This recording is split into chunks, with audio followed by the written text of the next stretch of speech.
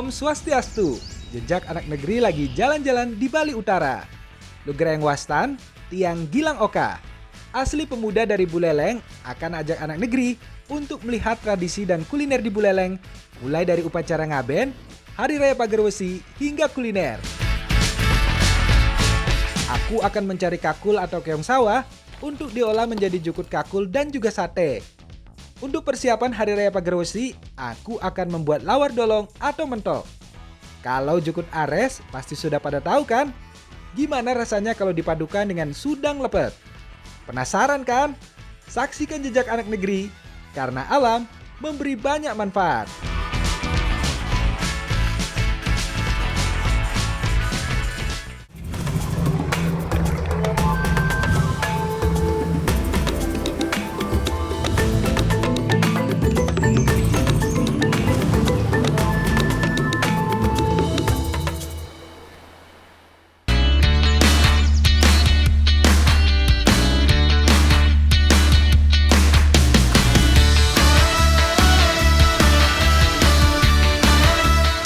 Anak negeri, sekarang aku ajak kalian menuju dataran tinggi Buleleng, yaitu Desa Panji Anom. Aku lagi cari kakul nih, bersama Gek Vika dan Ibu Ayu. Musim panen padi sudah lewat, pas banget untuk mencari kakul atau keong sawah. Lang, ditulang tuh. Jadi mau? Kakul biasa bersembunyi di bawah tanaman padi dan merupakan hama, karena sifatnya yang parasit. Sana bu, ini berarti mahal bu. Is. Tanaman padi yang sudah dihinggapi kakul biasanya tidak dapat berkembang dan bulir-bulir padinya kecil. Keong sawah termasuk kelompok operculata yang hidup di perairan dangkal yang berdasar lumpur serta ditumbuhi rerumputan air seperti sawah, rawa, dan pinggir danau. Lang, beliau malang. Bawa. Karena banyaknya kakul yang didapat, masyarakat Panji Anom biasa melakukan pencarian kakul selepas panen untuk diolah menjadi berbagai macam masakan. Jadi saat ini saya, Bu Ayu dan juga Vika sedang mencari kakul di Desa Panji Anom pasca panen. Nah, kakul ini kan merupakan hama yang harus kita hilangkan untuk nantinya kita akan menanam padi lagi nantinya di sini. Nah, sekarang kakul atau keong sawahnya akan kita olah menjadi sate nih. Tapi kakulnya harus matangkan dulu. Aku mau rebus dulu nih, biar Ibu Ayu yang bikin bumbunya dan Vika menyiapkan pelepah pisang buat bakar satenya. Sate kan bahasa apa nih bu? Bahasa kecap. Kakul memang paling sering diolah menjadi sate, karena memang mudah mengolahnya dan kandungan gizinya tidak mudah hilang. Cukup direbus selama 15 menit biar kakulnya matang anak negeri. Oh, bener bu. Nana bu. Setelah matang, tuang kakul dalam wadah air dan pisahkan daging dengan cangkangnya. Aku gunakan tusukan satenya untuk mengeluarkan isinya. Cepat juga Gek Vika mengeluarkan isi kakulnya.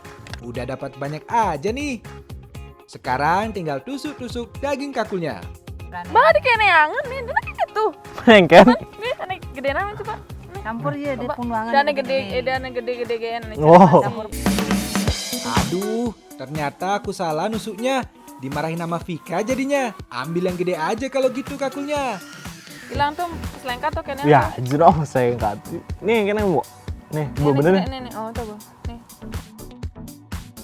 Aduh, Gevika, salah apa lagi sih aku?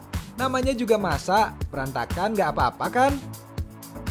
Nah, kalau udah ditusuk, sekarang tinggal dipasang tusukan sate pada pelepah pisang. Cara bakar seperti ini, biar mudah saat proses pembakaran. Lah, sini buat satenya di sini lah. Mana aja nih bu? Memo. Kita open ngadine juga. Mana? Ayo Vika, kita bakar sate kakulnya. Sementara aku mematangkan satenya, Ibu Ayu mempersiapkan bumbu kecapnya buat makan sate kakulnya. Lang, nih berlebang kayak nih, Lang. Nih, angkat Oh, belebang nih. Aja ke bu. Nah, sudah matang nih satenya. Tinggal kita nikmati saja.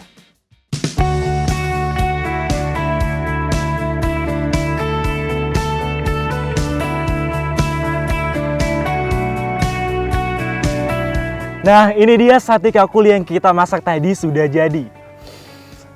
Aromanya juga bikin lapar. Bu, ajang apa, Bu? Yuk. Kalau nikmati sate kakul ya paling enak sama sambal kecapnya. Biar rasanya makin terasa. Karena sudah dibakar, aroma lumpurnya juga hilang. Tekstur sate kakul yang empuk dan juga legit memberikan sensasi yang sangat lezat apalagi dipadukan dengan bumbu kecap yang manis dan juga pedas. Anak negeri, protein yang terkandung di dalam kakul ternyata baik untuk pertumbuhan seorang anak. Kalsiumnya juga tinggi, setara dengan segelas susu.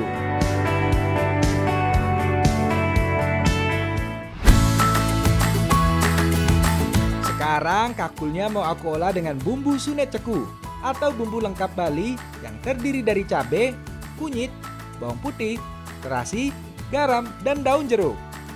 Anak negeri, sekarang saya, Kak Yunita dan juga Ibu Lucy sedang merebus kakul ini untuk diolah menjadi jukut kakul untuk menghilangkan lendir dan juga kotoran-kotoran yang ada di dalamnya. Proses awal dari membuat jukut kakul, ya direbus dulu kakulnya. Kudang menit nih lebang, Mbak, kira-kira? Kira-kira lebangnya jukut kakul ini sekitar 30 menit lebang, Mbak. Wah, 30 menit loh.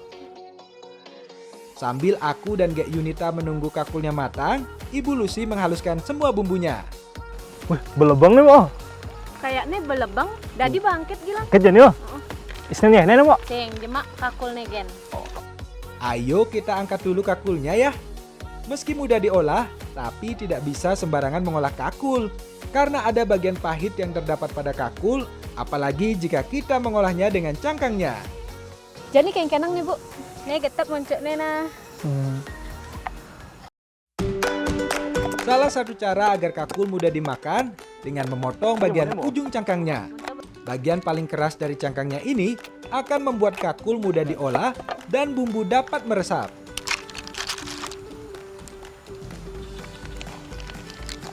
Ini boleh, Bu. Aja nih Yunita masak malu gitu nah. Nih. Ini abang sih kembu. Nih, ya, Bu. Sekarang saatnya kita masak. Masukkan bumbu dan daun jeruk. Tumis hingga aromanya keluar. Lalu masukkan kakul. Aduk hingga bumbu tercampur dan tambahkan air secukupnya. Aduk-aduk kakul hingga airnya mendidih. Memasak jukut kakul memang cukup simpel. Namun yang harus diperhatikan yaitu perpaduan bumbu sune ceku yang pas akan membuat jukut kakul menjadi lebih nikmat. Wah, kelihatannya sudah matang nih. Aku coba dulu ya. Panas ya. Ken, hujan? Jangan, Mbak. Oh. Nah, sudah bisa diangkat kalau seperti ini. Pas banget nih, disajikan saat cuaca dingin.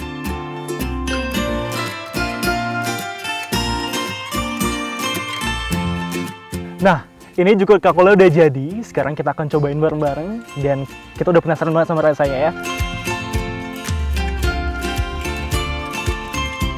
Meski menjadi hama pada tanaman padi, kakul ya. ternyata baik untuk kesehatan tubuh kita jika dikonsumsi dengan benar. Kakul mampu menurunkan kolesterol jahat atau LDL karena kakul mengandung omega 9 yang mampu mengurangi risiko penyakit kardiovaskular, menurunkan Alzheimer, dan meningkatkan energi. Jangan tuh, oh. Meski cocok dikonsumsi sebagai cemilan, kakul juga memiliki khasiat untuk mengobati ambeien. Rasa daging kakulnya itu benar-benar lembut dan juga empuk. Dan rasa kuahnya itu gurih dan juga pedas. Ternyata keong sawah atau siput air memiliki kandungan omega 6 yang berperan dalam perkembangan otak. Selain itu, kedua asam lemak tersebut juga baik untuk memelihara hormon, kulit, kuku, rambut, mencegah sel rusak, dan meringankan gejala sesak napas.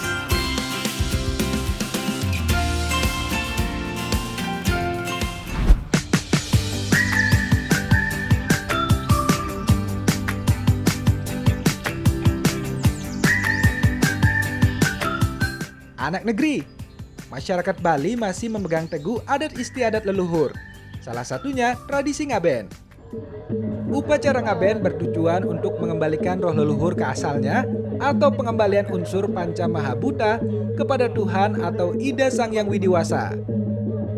Tiap desa memiliki adat tersendiri di mana orang yang sudah meninggal bisa dilakukan prosesi ngaben dengan waktu tertentu atau jika persiapannya sudah matang. Mulai dari jarak 1 minggu hingga tahunan baru bisa dilakukan prosesi ngaben.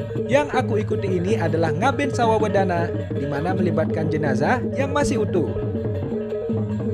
Dari rumah duka, jenazah diarak menuju sentra atau kuburan dengan dihias menjadi kurungan dan ada 1 orang yang duduk di atasnya untuk ikut diarak. Setelah dilepas dari rumah duka atau pura dalam, jenazah akan diarak mengelilingi jalan yang ada di dekat rumah duka. Selanjutnya seluruh rombongan berjalan menuju setra. Sesampainya di depan, jenazah diputar-putar lagi untuk mensucikan jenazah sebelum masuk ke kuburan. Di setra ini, jenazah diletakkan pada tempat khusus dan seluruh barang-barang dan upakara diletakkan untuk dibakar. Nah, jadi sekarang kita sedang melaksanakan tradisi adat ngaben. Sebelumnya, badi ini dibawa dari rumah duka dan kemudian dibawa ke setra untuk melaksanakan proses ngaben selanjutnya. Pada hari ini ada 4 jenazah yang akan dilakukan upacara ngaben. Satu persatu jenazah yang datang akan langsung diletakkan pada tempat khusus. Upacara ngaben juga bertujuan untuk mengembalikan unsur-unsur pembentuk badan kasar manusia yang disebut panca mahabhuta ke asalnya. Selain itu, upacara ngaben merupakan bentuk rasa ikhlas dari keluarga yang ditinggalkan oleh seseorang. Setelah semua jenazah lengkap, sesepuh mulai membacakan doa dan masing-masing jenazah mulai dilakukan prosesi ngeseng sawa, yaitu pembakaran jenazah. Jenazah yang akan dibakar diletakkan dalam tempat khusus yang disebut petulangan. Petulangan adalah tempat membakar jenazah yang berfungsi sebagai pengantar roh ke alam roh sesuai dengan hasil perbuatannya di dunia. Usai jasad dibakar, dilakukan upacara nuduk gali, di mana keluarga mengumpulkan sisa tulang atau abu jenazah setelah pembakaran. Lalu akan dihanyutkan ke laut sebagai pertanda menyatu dengan alam.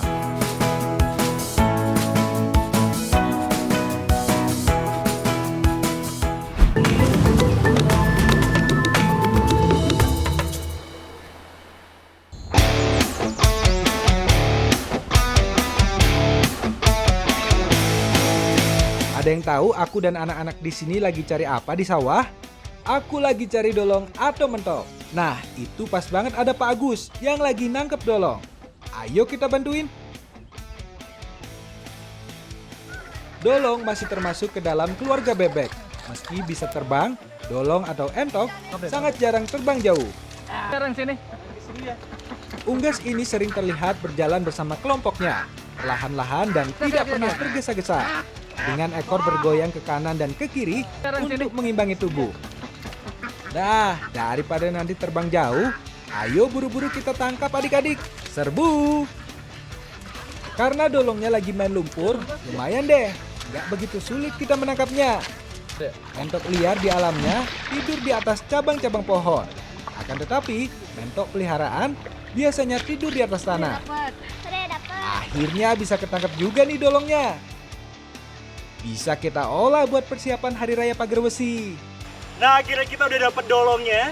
Dan nanti kita akan gunakan dolong ini sebagai lawar dolong untuk persiapan Hari Raya Pagerwesi.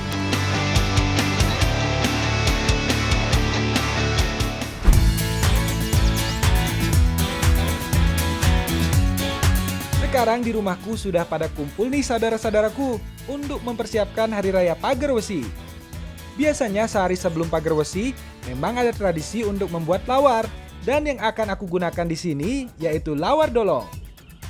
Membersihkan bulu dolong atau entok adalah proses awal untuk membuat lawar. Biar cepat, dolong lebih baik disiram air panas yang mendidih biar gampang nyabutin bulunya. Setelah bersih, sekarang saatnya potong-potong dan kuliti dolongnya. Nah, udah rame nih pada siapin bumbu. Tugasku dan paman adalah menguliti dolong. Nah, ini dolongnya berkedas, Pak. Potong dulu. Oke. Baru kulitin dia. Ini, Pak? Ya, segitu boleh. Bagian kepala, kaki, dan sayap tidak digunakan untuk lawar, tapi bisa diolah sebagai jukut. Wah, kalau untuk menguliti ternyata tidak semudah Mau kuliti. kelihatannya ya. Beberapa kali aku sulit untuk menguliti dolong dengan benar. Wih, kewan ya, Pak? Ah, harus belajar kamu. Orang kewa. Yang penting kulit ini harus lepas. Nah, udah lepas nih. Sekarang tinggal kita potong dagingnya agar mudah untuk diolah. Sedangkan pamanku lainnya menyiapkan bumbu rajang, yaitu bumbu genep dipotong dengan cara dirajang kecil-kecil. Jangan heran ya anak negeri, di sini banyak laki-laki yang masak-masak. Karena dalam setiap hari raya, justru laki-laki yang masak dan perempuan yang menyiapkan banten atau sesaji. Selain itu, laki-laki Bali memang terkenal pintar memasak seperti aku. Mulai dari bawang merah, bawang putih, cabai, kemiri, lengkuas, jahe, dan kunyit. Selanjutnya Tante Linda yang mengulek bumbunya hingga lembut. Sekarang aku harus mencincang daging dolongnya hingga benar-benar lembut. Nah, jadi untuk masak lawar dolong ini kita hanya memerlukan daging dan juga kulitnya saja. Dan untuk tulang itu akan digunakan sebagai olahan lain. Nah, sekarang aku lagi cincang daging bareng Bapak untuk menggunakan di lawar dolong ini. Setelah daging lembut, sekarang campur dengan bumbu yang telah dihaluskan oleh Tante Linda. Ini apa ya, Nang, Pak? Udah biar ini bumbunya meresap. Jadi biar cita rasanya tuh muncul. Karena nanti dioseng ini rasanya sudah bagus, sudah ini tinggal nyampur aja nantinya jadi lawar itu. Jadi fungsinya untuk dikasih bumbu ini biar ada peresapan di daging itu nanti cita rasanya bagus. Nah, sudah tercampur rata dari daging dan juga bumbu. Sekarang saatnya untuk memasak. Aku ditemani dengan ayahku dan juga Tante Linda untuk memasak lawar dolong. Memasak lawar dolong memiliki beberapa tahapan. Yang pertama, tumis dulu daging yang telah diberi bumbu. Tumis hingga matang, lalu angkat. Ini belum bumbu? Ondan mendedik ya. Selanjutnya tumis bumbu genep sampai aromanya keluar ya. Bejana mana, Bu? Udah diangkat. Tadi belum bener. Nah, kalau bumbu genep sudah diangkat, sekarang saatnya untuk merebus sayuran. Ada kacang panjang dan juga nangka muda. Setelah matang, saatnya kacang panjang dan juga nangka mudanya yang dipotong kecil-kecil. Sekarang sudah lengkap semua bahan yang akan dibuat lawar. Ada tumisan daging dolong, tumisan bumbu genep, irisan kacang panjang dan nangka muda, irisan cabai dan bawang goreng, kulit yang telah direbus, serta parutan kelapa. Terakhir adalah proses lawarnya sendiri, yaitu mencampurkan ke dalam unsur bahan menjadi satu, remas-remas hingga seluruh bahan tercampur. Terakhir, tambahkan garam sejumput agar rasanya semakin enak. Kalau sudah seperti ini, sudah siap untuk disantap.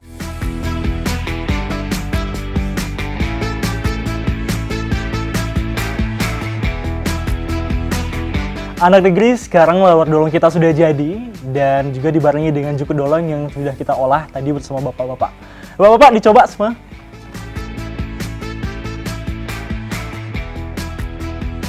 Nah, ini dia uniknya. Sebelum Hari Raya Pagerwesi, memang tiap keluarga menyantap lawar sebagai rasa syukur terhadap Yang Maha Kuasa.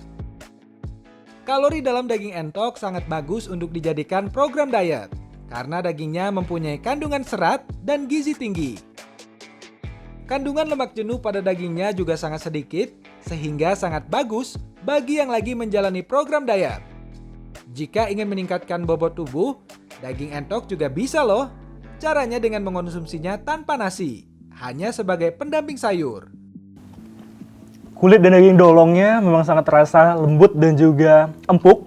Dan bumbu rajang khas Bali yang terasa sangat gurih dan juga agak sedikit pedas. Jangan main mimbo, Pak.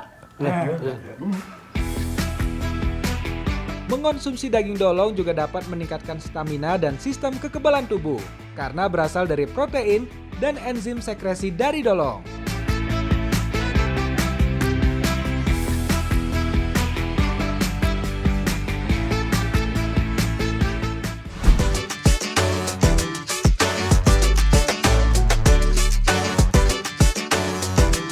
Nah, sekarang aku mau bantu nenek dan juga Ibu Linda membuat banten untuk persembahan dalam perayaan Hari Raya Pagerwesi.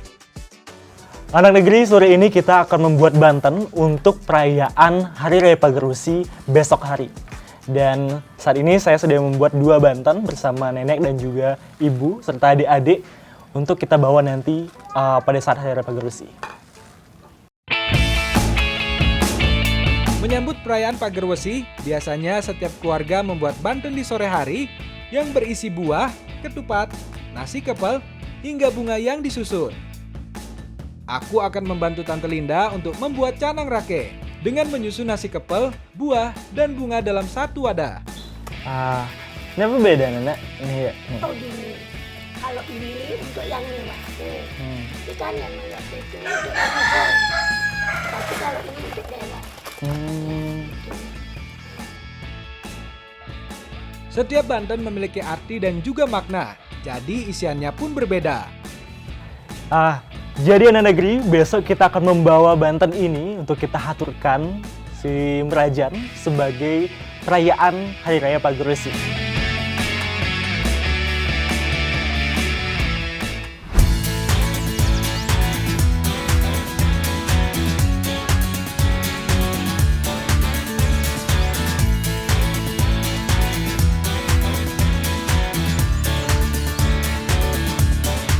Tepat saat Hari Rabu Kliwon Wukusinta, penanggalan kalender Bali, 4 hari setelah Hari Saraswati, Hari Raya Pagerwesi dilaksanakan. Di Buleleng, hari raya ini selalu dirayakan dengan sembahyang di masing-masing merajan atau pura keluarga, dan wajib berpakaian serba putih. Seperti pagi ini, aku, Tante Linda, dan adik-adik sudah bersiap menuju merajan atau pura keluarga. Oke semua, jadi pagi ini kita akan melaksanakan bersembahyang bersama untuk pelaksanaan Hari Raya Pagerwesi. Dan kita harus menggunakan pakaian serba putih dan menggunakan udang serta kambing. Pagar besi memiliki makna satu sikap keteguhan dari iman dan ilmu pengetahuan yang dimiliki manusia. Sebab, tanpa ilmu pengetahuan, kehidupan manusia akan mengalami kegelapan. Di Buleleng, saat perayaan Pagerwesi, semua merajan akan penuh dan setiap keluarga akan membawa Banten menuju merajan untuk dihaturkan dan didoakan kepada leluhur dan dewa. Setiap keluarga yang membawa Banten langsung akan meletakkan pada tempat yang telah disediakan dan akan menghaturkan sesaji di titik yang telah ditentukan di sekitar merajan sebelum sembahyang bersama. Jadi Banten-Banten yang kita buat kemarin pada saat persiapan kita haturkan hari ini di masing-masing pelinggih yang ada di Merajan, dan kemudian setelah ini kita akan sembahyang bersama kurang lebih sekitar 10 keluarga. Acara puncak yaitu proses sembahyang bersama dipimpin oleh sesepuh yang diikuti oleh 50 orang dari 10 keluarga. Setelah sembahyang selesai, aku dan 4 orang pemuda dan pemudi diminta maju ke depan dan diberi air suci. Selanjutnya aku bertugas untuk memberikan air suci kepada seluruh peserta sembahyang. Setelah proses sembahyang, biasanya ibu-ibu membawa kembali Banten yang sudah diaturkan untuk dimakan bersama keluarga di rumah.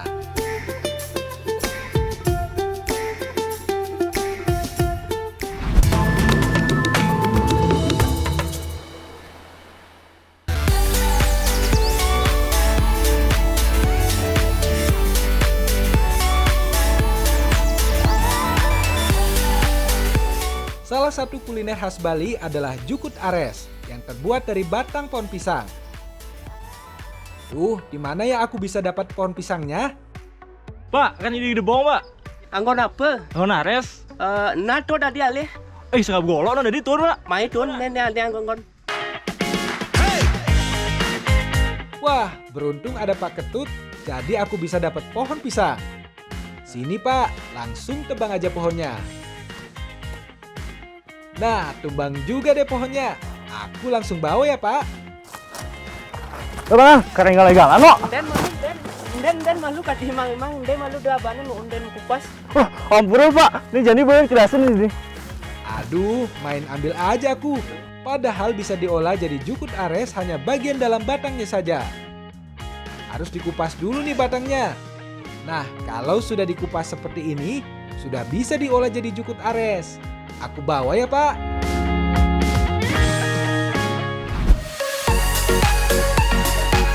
Wah, Ratna dan Bu Ina sudah mulai masak nih. Ya, telat deh aku. Bu, ini Bu, ampun telat Bu. Nah langsung berpotong nah. Oh, negatif.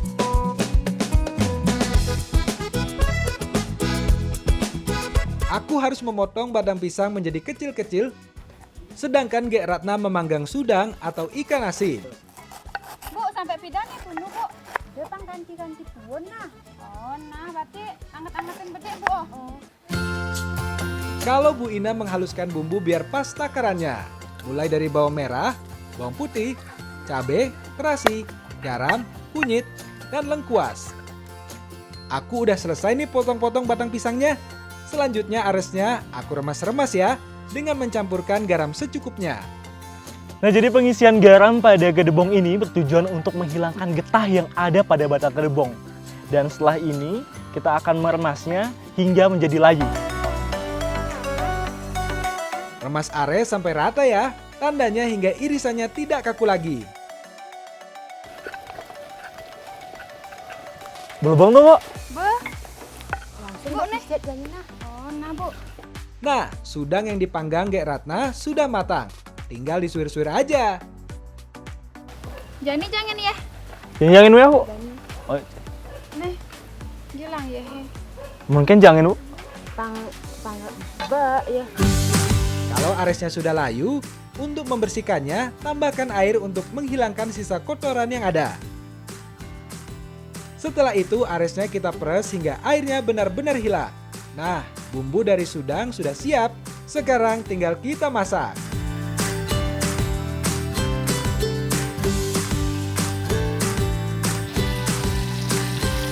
Tumis bumbu hingga aromanya keluar, lalu tambahkan air secukupnya.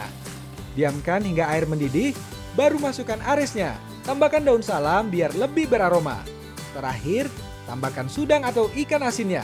Aduk sebentar dan jukut ares siap untuk dinikmati.